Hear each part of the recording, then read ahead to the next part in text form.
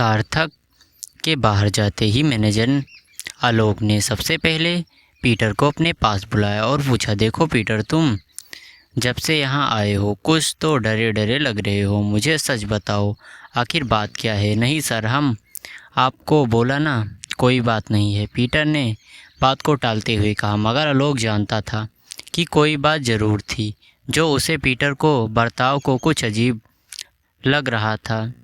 उसकी आंखों में एक खौफ था। अपनी बात पर अड़े रहकर आलोक ने फिर से उससे कहा, मैं जानता हूँ तुमने भी शायद इस विला के बारे में जो भी कुछ अफवाहें फैली हैं उनको सुना है और इसीलिए तुम ऐसा बर्ताव कर रहे हो, क्यों ना? अगर ऐसा ही है तो तुम क्यों यहाँ काम मांगने आए थे? अभी भी वक्त है, तुम चाहो तो यह नौकरी छोड़ सकते हो। नौकरी छोड़ने की बात सुनते ही पीटर ने कहा, नहीं नहीं, नौकरी छोड़ने की बात मत करो, हम आपको सब बताते हैं। सर, यह बात सच है कि इस विला के बारे में हम अपने फादर से बहुत कुछ सुना है। हमारा फादर कहता था, इधर किसी का आत्मा भटकता है, अजीबोगरीब आवाज़ सुनाई देता है। बहुत से लोगों ने इस विला को ख़रीदा लेकिन कोई इसमें ज़्यादा दिन रह नहीं पाया, सब भाग गया इधर से। लेकिन हम कभी उसका बिलीव नहीं किया। गॉड प्रॉमिस, हम बहुत टेंशन में है। हमारा जॉब चला गया और न चाहते हुए भी हमको इधर आना पड़ा।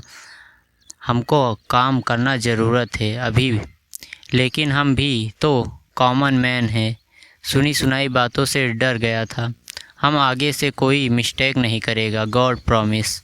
उसकी फरियाद सुन आलोक ने उसे कहा, ठीक है, इस बात में तुम्हारी बात मान लेता हूँ। और हाँ, जो कुछ भी तुमने इस विला के बारे में सुना है उसे अपने तक ही रखना। गलती से भी सार्थक बाबा के सामने अपना मुंह मत खोलना, वरना तुम्हारी नौकरी गई समझो।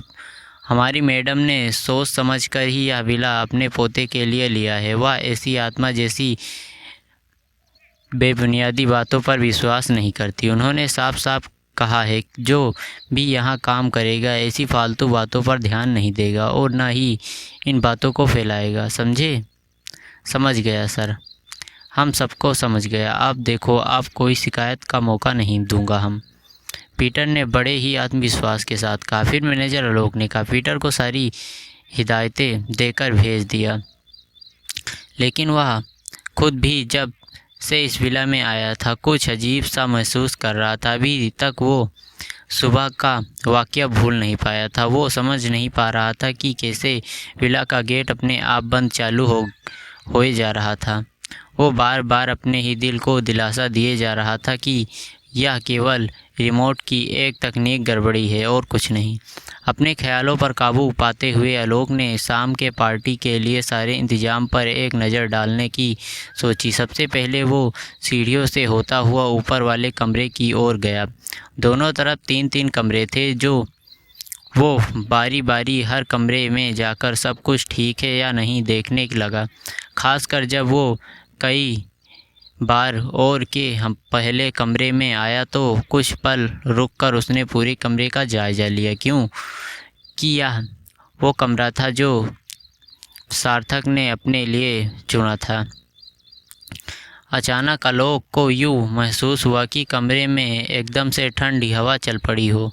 उसने एयर कंडीशनर की ओर देखा, वह बंद था और फैन भी बंद था। फिर एक नज़र उसने खिड़की पर डाली, वह भी बंद थी। उसने सोचा, तो फिर यह अचानक ठंड क्यों लग रही है? कमरे में चारों ओर घूमते हुए उसने काफ़ी देर तक जायज़ा किया, लेकिन उसे कुछ भी समझ नहीं आ रहा था।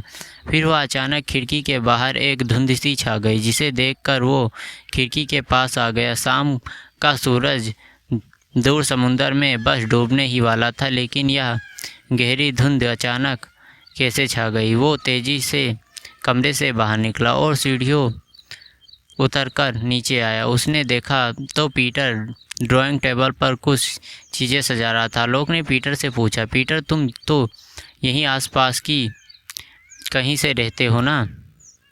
क्या हमेशा ही यहाँ इस तरह की धुंध छाई रहती है? पीटर ने कहा, हाँ सर, कुछ सालों से ही ऐसा इधर लेकिन मेरा फादर कहता था जब रीना बेबी गायब हुआ है तब से यह धुंध और भी गहरा हो गया। लोग कहता है कभी कभी तो सिर्फ पैराडाइज विला पर ही यह धुंध नज़र आता है, बाकी जगह एकदम क्लियर रहता। पीटर, मैं तुम्हें सिर्फ धुंध के बारे में पूछा और तुम हो कि फिर से शुरू हो गए। वैसे यह रीना कौन है? वही जिसके बारे में सब अफवाहें फैली हैं, लोग ने हैरानी से पूछा।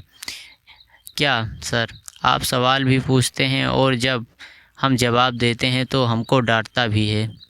सबको कुछ नहीं समझ में आता। हम चला अपना काम करने। इतना कहकर पीटर किचन की ओर जाने लगा। लोग ने आगे बढ़कर उसे रोका और कहा, अरे तुम तो बुरा मान गए। मैंने तुमको कहा था कि सार्थक बाबा के सामने कुछ नहीं कहना, लेकिन मुझे तो बता ही सकते हो। आखिर क्या स्टोरी है इस विला की और यह रीना कौन है? तो एपिसोड खत्म होता। अगर आप लोगों को वीडियो अच्छी लगी तो वीडियो को लाइक और चैनल को सब्सक्राइब जरूर कीजिए, क्योंकि ये वीडियो बनाने में काम में। तो बाय बाय गाइस, साइन।